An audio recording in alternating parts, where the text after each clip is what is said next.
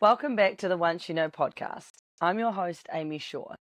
And today I'm going to go into a conversation or a topic that is such a huge part of transformation. It's such a huge part of the healing process that we're going through. Now, obviously, as we know in this lifetime, we are never healed. We are constantly evolving our soul and our fullest expression to become who we are underneath all the layers of programming, underneath all the layers of wounding that we have picked up along our path. So today I really want to talk about one, the sticky parts of growth, but also the stages that come with it. Because what I notice a huge amount with my clients, and I feel those same things a little bit with myself, is as we start moving through these layers of transformation, we start to unlearn, we start to take our power back, we start to stop shrinking. Then there becomes a really strong isolation period. Now, I know that I've touched on this on previous podcasts, but today I really want to dip into, I guess, like more of a format around the stages that happen. So I'm going to go in and just talk really quickly about the isolation. Now, the isolation, obviously, I talk about a lot because for me, that was the hardest part. When you outgrow the situations that you're currently in, it becomes a really sticky part because for me, for example, I still love and loved all parts of my life, but I didn't fit in anymore. So again, from the outside, it can very much look like we are being judgmental or arrogant or overconfident. But when you retrain your nervous system for safety and you retrain your nervous system to feel like you feel on the inside is what you're mirroring in towards you, when those things don't line up anymore, you physically can't put yourself in that situation. So for me, I do less now, but what I do is so much deeper. So it becomes really, really difficult because as you go through that isolation period, you feel really cut off from everyone. But in that isolation period, the deepest healing starts to happen because there is no noise, there is no distraction, there is no one else to blame, there is no one else to look at and accuse of all of the things that you're feeling inside. So when you sit in isolation, generally relationships are removed, friendships go quiet, business opportunities dry up, collaborations start to stop coming forward. So in that moment, you really have to sit and unlearn all the things that you were seeking validation outside of yourself. So what happens in that period is it is the quietest noise I've ever heard in my life. So for me, I kind of sat within it in and out over the last 5 years, and I've gone through deep stages of isolation where I really haven't wanted to be around humans at all. I've been deep in my meditation and my own work, sometimes disconnected from my meditation, but still feeling like I want to be alone. So in those times is where you kind of have to go into war with yourself, essentially. You have to dip into all of your shadows. Now, shadows, obviously, I've touched on before, but shadows are ego driven and they're the darker parts of ourselves. Now, we cannot have light without dark, and we cannot have dark without light. So it's not like a scary part of ourselves, but it's a part of ourselves that is generally driven by a lower vibration frequency, which makes us show up in a way in our environments that aren't in alignment with who we are as a person or who we are becoming. So I always say I sit with my shadows a lot. I really honor all parts of me, and I notice when things are coming to the surface, if I'm like, actually that does not feel good, that feels low vibration for me, I'm being judgmental, I'm being a bitch, I'm envious of someone, I'm feeling rage or frustration. But instead of being like, I'm spiritual, I shouldn't feel those things, it's really about like, what is making me frustrated? Because generally if you're yelling at your kids, it's probably not your kids singing or having fun or laughing or taking too long. It's actually a nervous system dysregulation, or it maybe you've been on social media too long, or your business isn't flowing the way it should be. So again, those triggers are always around us, but it's actually, I always turn the mirror back to myself. Why am I frustrated? Because I know it's not my children. Why am I angry? Because I know I'm not angry at the life that I've created, but those are just triggers for me to actually go deeper underneath the layers of it. So that isolation is really, really brutal, but it is such an important part of healing. Community is our biggest health indicator in our world. So in that time, it feels like you are falling to pieces, you are all alone in it, but it is just making the room for yourself to sit with all parts of it, but it's also making the room for the new people to come into your life, the new business opportunities, the things I was scared of losing previously, now my identity could never match that. My identity could never sit with that. That version of me doesn't exist anymore. So it's just about in that period when you feel scared, if money's not coming through, actually just understand that your business is just reshifting, it's realigning. So it's just about holding the space for those changes to happen. It's not about adding more offers in or starting to promote more. If it's feeling really stuck in it, just allow it to keep moving for a little bit. Sometimes I notice that with my clients, or even I've tried it before, I'm over controlling an outcome. I'm not allowing any magic to flow. I'm not allowing abundance to flow. And I'm not allowing myself to look at the lessons of why things aren't working to actually go, well, you know what, that's a bit 3D. People are expecting more. What am I wanting from someone that's mentoring me? So again, it's about really taking that time to redevelop and re-expand what you're trying to put forward, because if it's not right, you're not getting the clients, it not means that you're failed. It just means that you need to re-divert it or re-put your attention into a different area so that the abundance can flow. So that's a really important one to do. And then I really want to talk about the lessons and betrayal as well. So lessons and betrayal become a really big part of this sticky part of transformation. With the lessons, I now have got to a stage, not all the time, but a lot of the time, I get to the stage where as the lesson comes to me now, I'm grateful for it. So I'm like, okay, that is actually closing a door which was not meant for me. That is re-diverting me from a relationship that's not going to serve my highest good.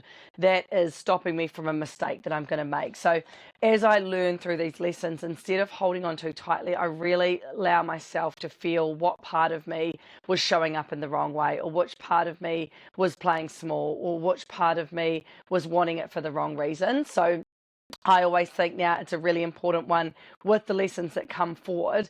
Actually welcome them forward and don't push them away. Don't let fear get in the way. Slow your nervous system down. Go into meditation. Try and feel into your body. Why does that feel off? What part of me is really actually hating that part of my job? What part of me is really hating that part of my business? So it's actually giving you the opportunity to do it.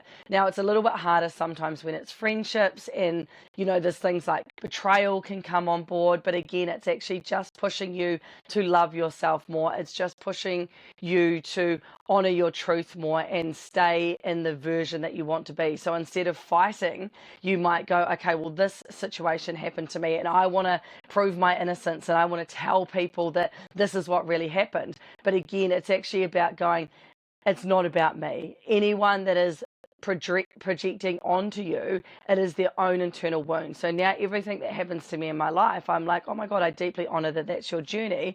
And I'm going to step back from that and allow you the space to be able to do it. And sometimes when someone is doing the healing work and someone else is not, it doesn't mean that they feel things differently. It just means that they can't go to that level to understand that actually there's something for me to learn in here. So there's a whole bunch of stuff going around betrayals and redirections and repivots at the moment. But what we're doing at the moment in this energy that we're sitting in is we're actually setting up for the last half of this year. So what we're doing at the moment, obviously June is a really, really explosive month. But what's actually happening around it is things are coming forward. So if you're feeling ragey, if you're feeling isolated, if you're feeling like things aren't working, it actually is a big, big shedding and clearing out energy. So it's just about lovingly releasing those things and having enough faith that they're going to be replaced for the highest good. So that's a really important one at the moment in terms of the energy that we're sitting in, because you can feel almost like a tug of war, like you're coming one way and then you're driving back the next. So you might have 3 days of like high creation and feeling amazing, and then 2 terrible days, and then it's kind of almost like a bit of a pendulum swing at the moment. So really just making sure that in that pendulum swing you are really anchoring in what you are calling forward. So instead of going into fear-based programming of like, well, this pays my bills and I want to be doing this, it's actually you're setting up the next 19 years. We've closed out all these cycles, we've closed out all these portals, all these energetic fields that we've been sitting in for such a long period of time. Through that, we're releasing a lot of karma from this life and past lives as well. So there's a real big shedding, not only for this lifetime, but for multiple other lifetimes as well. So it's going to feel really intense. It's going to feel crazy. It's going to feel almost like a bit of a washing machine. Even myself, I'm feeling it at the moment, like some really strong days of creation. And then I'm almost going back into hermit mode and starting to like, pull away from things and people, and then I'm kind of coming out again. So I'm just actually honoring where my energy wants to go, what it's trying to learn, what it's trying to follow, and just honoring the journey of it, because it is opening up the next stage. So this one is like, it's not a force, it is not chasing, it is not manifesting from lack, it is not even attracting at the moment. It's actually creating the space for things to flow for you. We're sitting in such a different frequency. We've obviously moved out of our third dimension into more of a high frequency, kind of like 5D, 12D. So as you kind of move up the frequency levels, things do shift in your business. Abundance definitely shifts, the way you approach things, how clients come forward. It all starts to move a lot more like water, as opposed to like big sales funnels and techniques and things like that. It's actually, the universe will bring you forward those people that are meant to be in your path. I very rarely talk about the work that I do online. I talk a little bit about healing, I talk about the energy, but actually all of my intense discussions are within my containers or with my one-on-one clients, because for me, I really like to work specialized. I do some group stuff, but I really feel like everyone is so unique in terms of the journey that they're on, whether it is from this lifetime, from their past lives, from their childhood. So sometimes a blanket approach doesn't always work, but I do love to do these community events where it is online or in person, and it's just like portal readjustments, opening things, manifestation, like starting to clear and release on a general scale. So there's a lot of work around it as well. But when you are moving into these next levels, you will definitely find that there's 3 really prominent stages that you work through. So as you prepare into that next level, you are led through life, and you're almost at this stage really searching for answers. So you're really starting to question yourself, you're starting to question people around you, you're starting to question the environments that you're in, but it's actually quite quiet in getting a response. So in this stage, everyone feels like they've got so many questions, there's no answers coming through. So in that one there, it's really important just to sit with your own intuition. We are all our biggest teachers, we are all our highest counsel. We can all access the information through our intuition, through our gut, through our higher intelligence, to be able to move things forward. But when you are being prepared for the next level of your life, you are really much led through 3 stages. So the first one is very much the humbling. Now, this is the one that really humbles you. This is the one where you feel overlooked, misunderstood, unliked, betrayed. And this is where you feel like there's a lot of questions and no answers. So this one is a really important stage, because if we were just free flowing all the time, money was free flowing all the time, clients were free falling all the time, and it was just this like constant stream of abundance, you actually can step really deeply into your shadows and into ego through this stages. So you are seeking external validation because you like being seen, you like being powerful, you like being able to, be on a spiritual pedestal. Those are the things that kind of almost build through that stages. So the humbling is really, really important to almost bring you so far back down into a grounded, anchored version of your purpose. So mine, for example, is raising the consciousness of the planet. So I always have to make sure that every single thing that I agree to is under that. Am I doing it for the service that I'm here to offer, or am I doing it for ego or validation, or to be seen, or to grow my numbers, or to do all of those things? So the humbling stage can almost break you, because there's many moments there, not now as much, but very many moments where I would be like, I don't want to be the weird one. I don't want to be the spiritual one. I don't want to be the seer. I don't want to be the one that everybody asks. I don't want to be the one that can't turn it off. There was so many different things that I had to let go of, because I always had to be on. I always was a little bit outside of the field. I was always a little bit weird. I was always misunderstood. I was always like, people would say, oh, it's that wellness stuff, isn't it? Or, oh, you sell drink bottles. And I was just like, oh, it was so hard to continuously try and explain what my soul's purpose is and what my passions are, because no one really understood it. Now it's obviously getting a lot more clear. But that humbling can make you shut your throat chakra again. It can make you close off your gifts. It can make you go back into 3D or your old programming because you feel so deeply misunderstood. So the humbling is a really important stage, but probably the most hard of the 3 stages. The quiet season has a purpose, but it is around the deeper shaping of who you are. So again, that humbling brings you back down to your absolute bare minimum. It brings you back down to almost like a rock bottom feeling where you don't feel like there's a way out. And then that deepness and that shaping of who you are, not from ego, really starts to come online. So that is when I deeply figured out who I was at a cellular and soul level. And I was like, cool, this is exactly who I am. And then I had to like build her up again. So then the next stage comes through is the test. So life will then, and the universe is not punishing you, but it will start to ask you to make hard choices, to let go of people that don't feel comfortable to let go of, for people that love you but can't love all of you, for environments that you've always been a part of but you felt unsafe and you knew it wasn't in alignment with your values. To make choices around release what no longer aligns. So that can be business, that can be some family members. There are so many big tests and so many big askings of you to become this person, because if you stay in those environments, you become that environment. So you actually have to say, right, I have to continue to move forward in that one. So you won't always understand the why when that's happening. And I think that's the really difficult thing. When you don't understand the why, I didn't know what my business was going to look like. I didn't know what I was going to look like. I didn't exactly know who I was, what the identity that I am now. When I was going through those stages, I actually didn't know who I was going to be. I just had to have enough blind faith and trust in myself that I knew that I would get to the level that I wanted to and create the life that I wanted to. So that delusional shit that I tell everyone to have is because that's what I had to do. I had to have blind faith in my inner knowing, stay true to my path, and I had to know that the doors would start to open that force and control never could.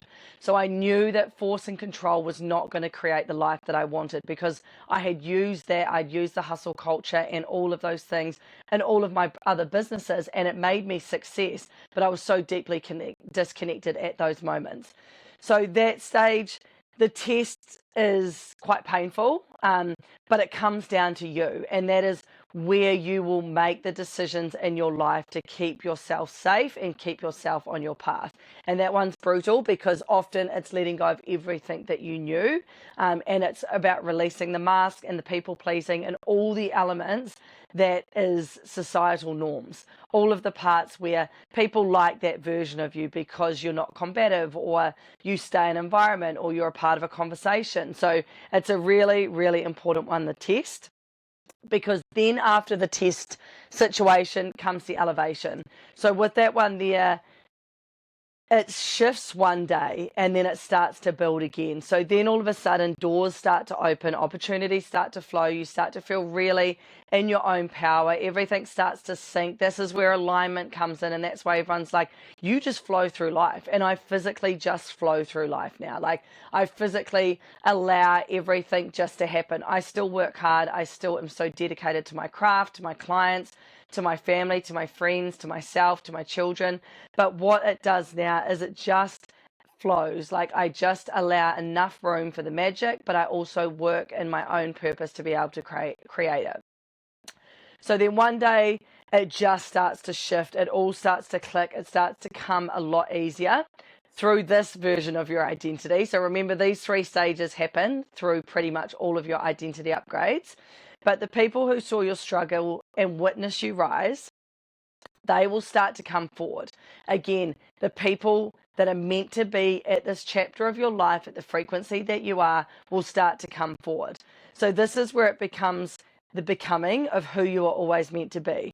The work was never about success. It was about becoming the version that could hold the capacity of what you were building and the life that you were building. And then obviously you get this like incredible fulfillment that comes with it. So with fulfillment and peace and joy and gratitude, you just start to bring more and more, because obviously that is like a tuning fork. It amplifies your life. So if you're practicing gratitude every day, and you're practicing abundance every single day, and you're practicing being in flow every single day, that just becomes your reality. So again, it's very hard from a low vibration, sitting in lack or sitting in a lower vibration, and then calling these things forward, because you have not done the stages to be able to get there. So sometimes we look at people online and we think, oh, it's so easy.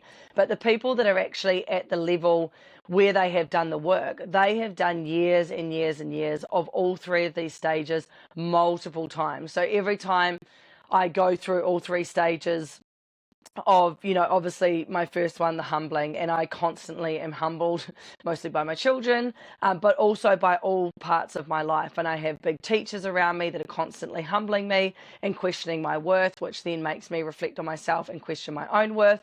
Then I've got, loads of different lessons and environments around me that will trigger me into wanting to shrink small. So in that moment, I have to have the choice. Am I going to conform back in and swallow this, or am I going to step back into my truth? So again, then the tests come again. So then you might have a new environment and new people, and then all of a sudden the test kit starts flooding in again. Okay, well, you're this now, you're that now, you're that now. And as you get higher and higher, in your frequency, you really do piss a lot of people off. So again, then the lessons come. Then that sort of second stage of the testing comes. Then you elevate again. So then you sit into this higher frequency. Everything's really great until you outdo that identity, or you outgrow that identity, or your path is about to be expanded again, and then you have to go through those stages. So it's a forever motion, but when you start to understand what stage you're in, it's so much easier to move through these identity upgrades. I mean, I can do an ego death in about 12 seconds now. I can really feel a lesson, and I might be sad for a bit, I might cry, I might grieve, I might feel really sad about the environment or the situation or the lesson that has been brought through. But instead of dwelling on it and sitting on it, I'm like, okay, I actually know that something is better, because every time this happens, I know that I'm rewarded from my bravery and my curiosity and my strength in myself and what I'm calling forward. So now I've learned that every time these things happen, they can still hurt your feelings and they can still make you feel really sad. But then obviously you know how to release those a lot more. So yeah, it's a real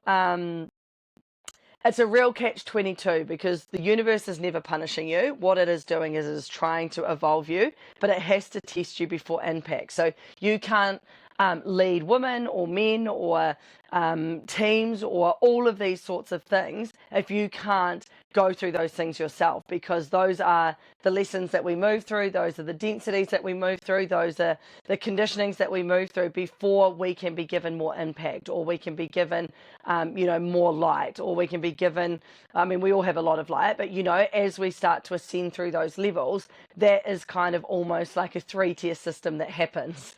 So the quicker you can learn to understand what those parts are calling forward from you is honestly the most powerful work in your healing journey, because sometimes it feels like all three will come at the same time before you ascend, and then you're like, oh my gosh, this is too much. And that's when a lot of people give up the spirituality, or they start to disconnect from it, or it becomes a little bit too hard. So it's such a beautiful one to be able to start unpacking your lessons, because I think it's so easy to forget that you are on a path of growing. You are on a path of transformation. And if I look at myself, every 3 months, I'm a completely different person. Like, even since I've come back this time, and I've, launched some new business things, which is deeply from my soul. I am a completely different healer and woman and bridge of the world than I was even 6 months ago. I've gone into deeper levels of myself and my own transformation, and I've let things go, and I've been revealed things, and I've learned the lessons, and I've had more people taken away from me. And, every time I go through these layers, I become deeper and I become more expanded. And sometimes with that, it still becomes lonely again. I know not that long ago, I was sitting on the floor, bawling my eyes out, feeling like I'd outgrown everything again. And I was looking around at my life, just feeling so isolated again. And I was like, I can't keep doing this.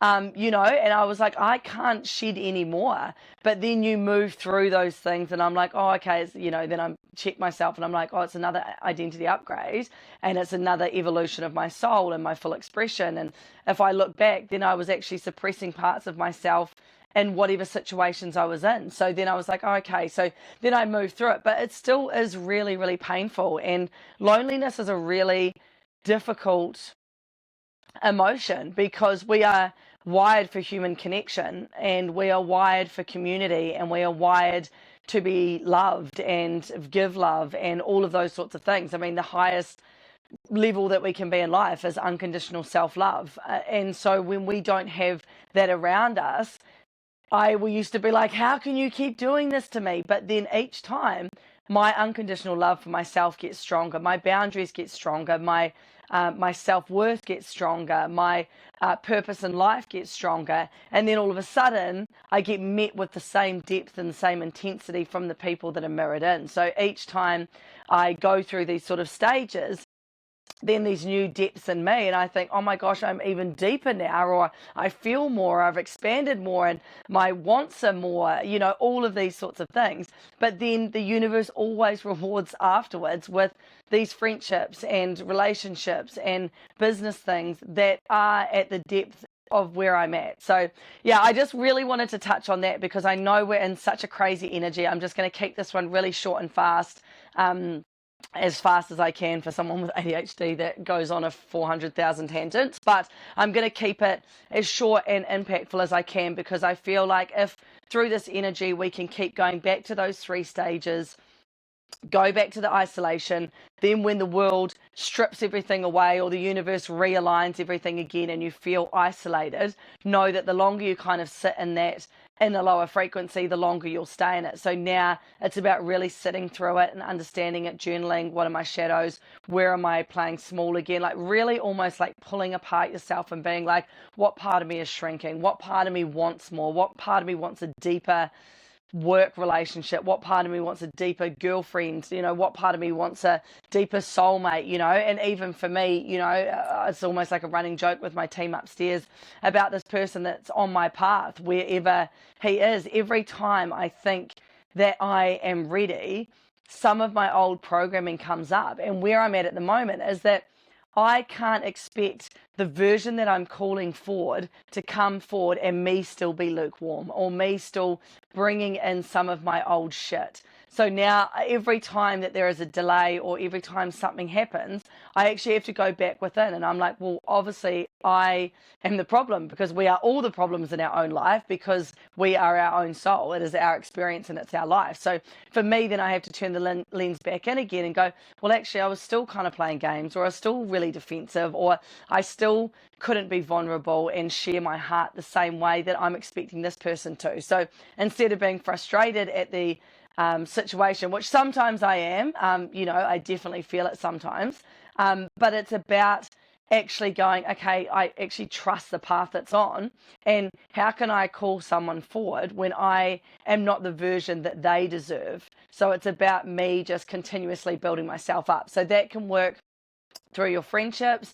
it can work if you're calling in your soulmate, it can work with business offers that you do. So like me, every time I think that I'm at capacity to be able to hold it, I still realize, well, actually, if the person that my soul really deserves and is desiring, I have to become that version. And I keep thinking I am that version, and then little parts of my shadow will come to the surface, or my armor will come up again. I've done so much de-armoring in so many different ways, through breath work, a lot of the work that I do, Kundalini, and every time I think, I've really started to move through those shadow aspects of myself, there's still little bits that are still there. So I have to keep honoring that. I have to keep working at figuring out what those things are so that I can transcend it and show up in my full expressive self. So, what I'm calling forward is someone really different than that has been in my life before. But for me to drop into my divine feminine and surrender and soften the way that I want to and the relationship that I want to do for the rest of my life, I actually have to really become her and keep allowing the things to come to the surface. Otherwise, once that comes, I'm going to self-sabotage it. So they're not going to bring these things forward into our lives if we are not ready and we don't have the capacity and the thermostat to hold it.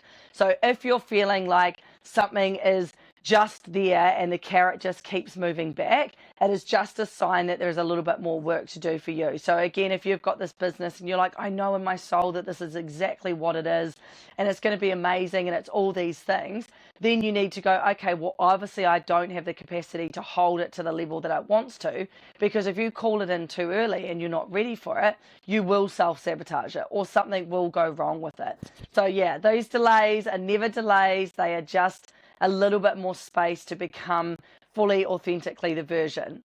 Now, I also don't believe that things can't be launched or relationships can't come forward and there's still work to do, but there has to be the version of you that can hold it. So in this next bit, coming into these next 6 months for the rest of the year, we're still in the fire horse year. It is still expansive, explosive energy. We've just come through like a little bit of a downturn, a little bit of a shedding. It's felt quite sticky. And then we're moving into like a super expansion, heaps of manifestation windows, portals, all those sorts of things. But you cannot manifest from lack. You cannot manifest from a place of, not being from a place of wholeness. So the most important thing at the moment is to make sure that you are channeling in things. If you are constantly focusing on what money you don't have and then you manifest it, you are never going to manifest abundance. It is about healing your relationship with money so that when it comes, you are safe to receive it. It's about, for me, when my soulmate comes through, I have got to be safe to receive that level of love, and I have to be able to give it back without being worried of being hurt or looking vulnerable or looking weak. But for me, I've been in my alpha female state for most of my life, so that is the way predominantly that I have acted in relationships, but those aren't the relationships I want now. So I'm having to unlearn every way that I've showed up previously. So yeah, it's such an interesting energy, but yeah, with the abundance, heal the relationship with money. If the money's not coming through, don't focus on what you don't have, because where you put your intention, it will just grow. If you're feeling stuck in your business at the moment, it just means that you are not at the capacity to lead the vision that you have. So how can you close the gap between the two? That is visualization work. That is becoming her. That is taking her habits. That is about changing that energy. It's not a mood board. It's not a 5-step day program. It is physically visualizing energetically and emotionally, spiritually, physically, how that person shows up in the world so that that can come forward. I've had to have so many versions of myself to be able to hold the space for people that I do in the way that I do. If you're feeling like it's the same thing in a family unit, you are physically feeling like you don't fit in there, or that things constantly keep happening to you and you feel out of it, or you feel disconnected from it. Again, it's about looking, how do you show up? Because not everyone has to be like you. And again, for me, I spent some time of my life looking and blaming and being in victim state about the situations that I kept having in my own life. But now I take so much accountability. I'm like, actually, I'm being reactive because my thought patterns are completely different than what someone else is thinking. So of course, when they speak, I react. So now I really have to work through all of that to be the version that can show up around lots of different people, because not everyone's going to be on your journey and not everyone's going to be on your bandwidth. And that happens within the home a lot. Or outside of the home. I have a lot of women waking up spiritually really, really quickly, and then in their home space, their husbands are completely like, you've lost it, what are you talking about? Now, luckily, I work with a lot of their husbands, and, then they feel into it and their soul remembers and they're fine, and then they can allow that to adjust. So just remember, everyone is on their own journey at their own time. You cannot force someone to have the same mindset as you. But what we do as human beings, when we heal others through our energy. So for me, for example, my family has recently said to me, we don't know how, but, because they are not openly spiritual. That is not their path that they are on, which I totally honor, and I love that. And I understand that it is sometimes difficult because I have changed a lot. But for me, I really have to honor that everybody is doing that different journey, and that I have changed, and that I also have to respect the energy of everybody else around me. So it's about really having the empathy and the space and the safety for everyone to show up exactly how they are, because that's exactly how they were meant to be at that time. But yeah, I was just saying, just recently, one of my family said to me, we're all changing because of it. We are all different, we all feeling different, we all sort of see different. But again, it doesn't mean it has to be part of their life. So if you are feeling, especially in an intimate family unit in the home, just know that your light, your healing, how you show up in the world, that will start to change the direction of your children's life, of your husband's life, of your wife's life. All of these things start to change. As we heal our own wounds, we actually change the direction of our futures and the future generations. So with my clients that work with me, a lot of them know when we go into their deep healing work, especially through past lives or inner child, we actually are the circuit breakers, and we switch the direction of our children and our children's children. Because as we remove that programming, we allow our children to step into their full authentic self. Now, for me, my goal in my family unit, especially with my children, is to heal myself enough that they don't have to do the same level of work, and they don't have to suppress their true authentic self. So I still want them to be functional in the world. I still want them to live in a society which we do live in. I myself don't want to take them off the grid just yet. I really want them to be like me, a foot in both worlds, because I love running businesses. I love the logical side of my life. I love socializing. Like, there's so many elements that I love that, maybe aren't deemed spiritual.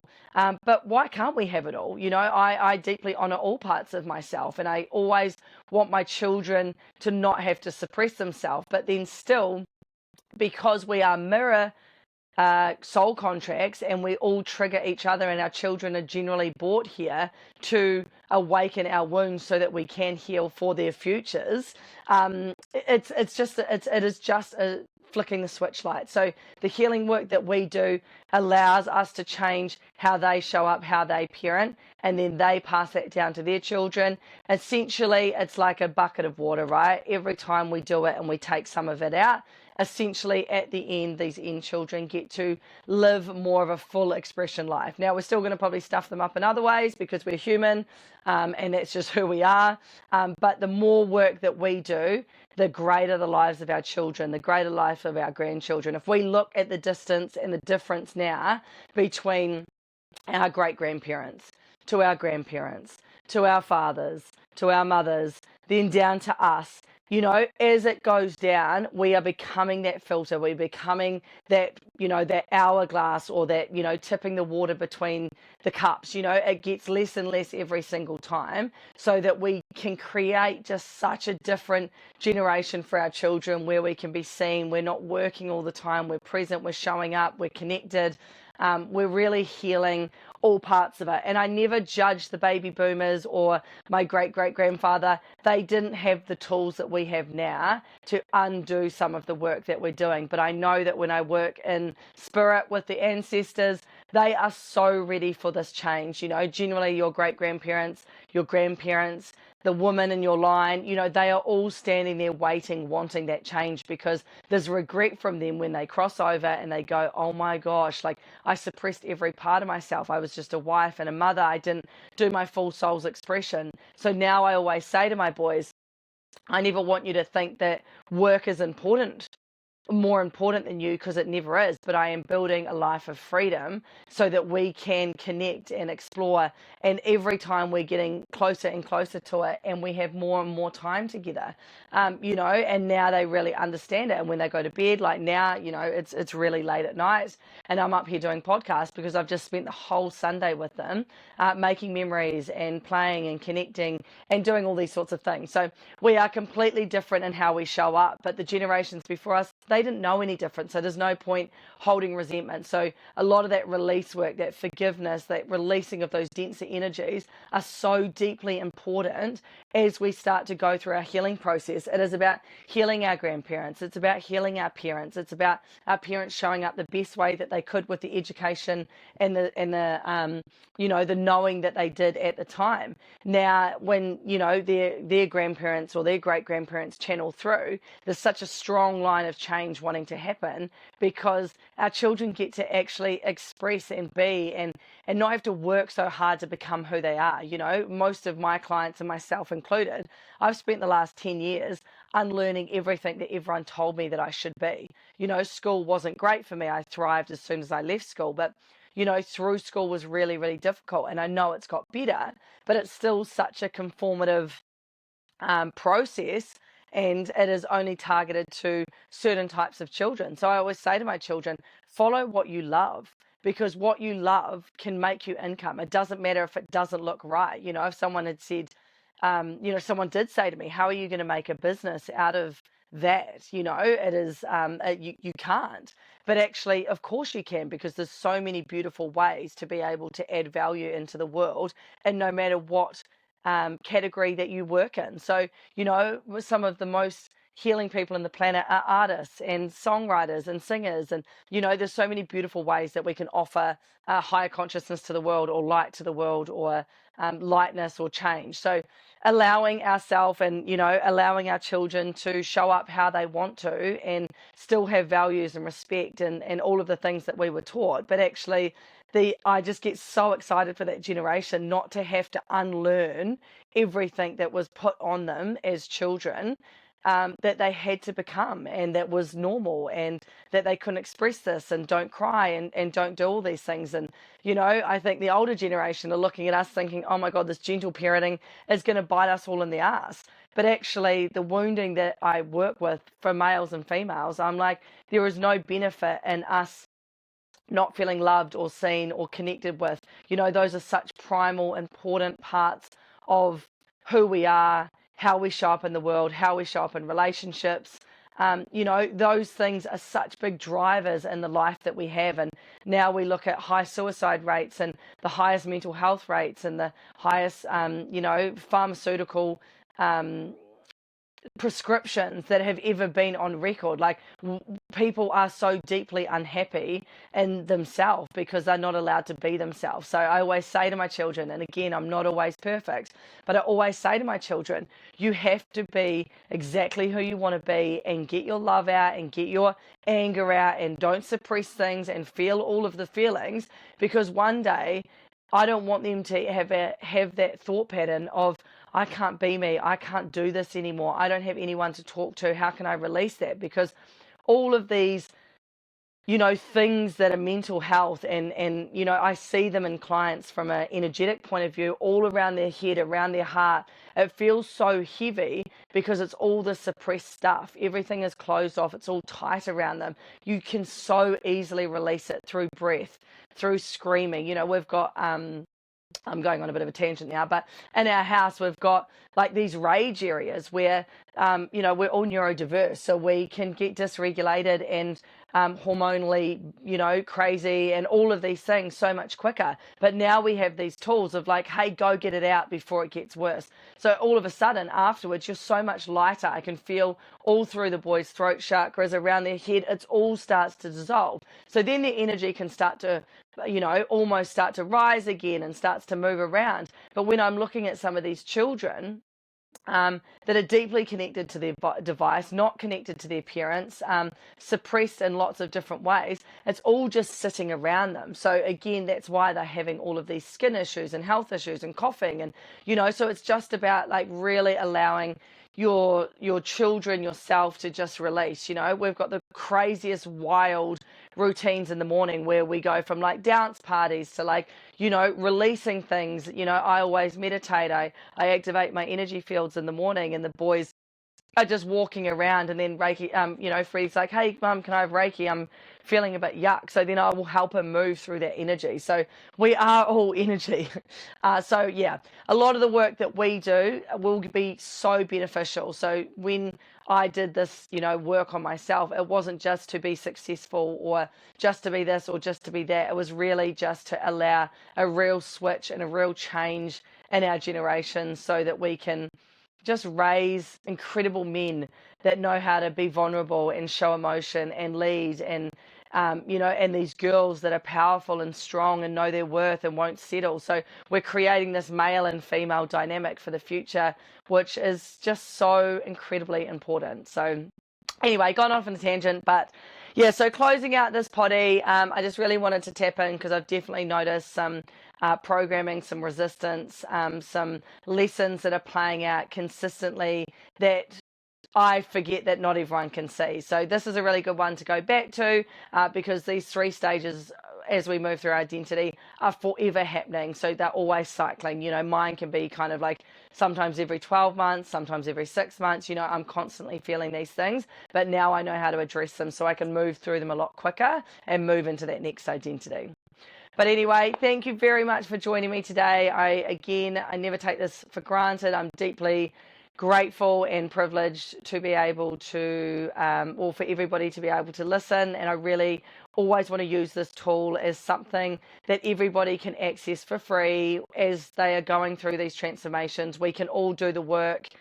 We can all meditate, connect with our team, clear our own energy field, even just doing some really strong conscious breathing in through the nose, out through the mouth. That what you can clear is incredible. So even taking time to breathe through the day when you're feeling really overwhelmed or a bit stuck as well. So this hopefully has been helpful today. Any questions, you can flick me a DM on Amy Louise Shaw. Instagram's probably the easiest one to find me. If you've got any further questions, again, I do a lot of updates through social media as well. So energy updates and portal updates. So I always try and keep things flowing as much as I can. And again, if anyone wants to work on a deeper level, I've got obviously a flow desk on my Instagram. So you can kind of jump in there and have a bit of a play. But otherwise, the energy updates and the podcast. So I will try and be more and more consistent. I know it's been a couple of weeks, so yeah, I will jump back in again and talk to everyone soon. But biggest love, and I will talk to you soon. Bye.